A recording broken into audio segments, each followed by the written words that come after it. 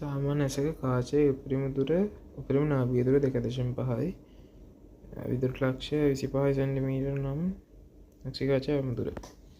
මේක ගන්න ඉතින් කාද සූත්‍රය දාලා එකයට v එකයට u සමානයි එකයට f මේක තමයි සමීකරණය. අපෙන් අහන්නේ මේක අපිට දීලා තියෙනවා 2.5 කියලා.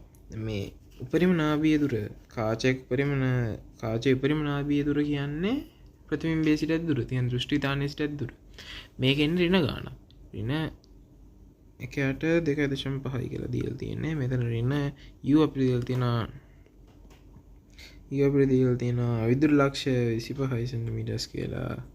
සමාන එකයට f මේක වැඩි කරගත්තාම 25යි 11යි 10යි 11යි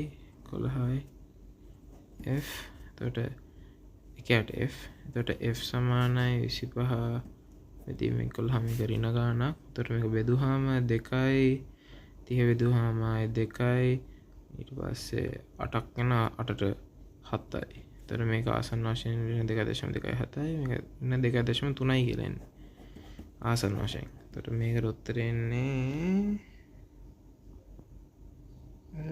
4.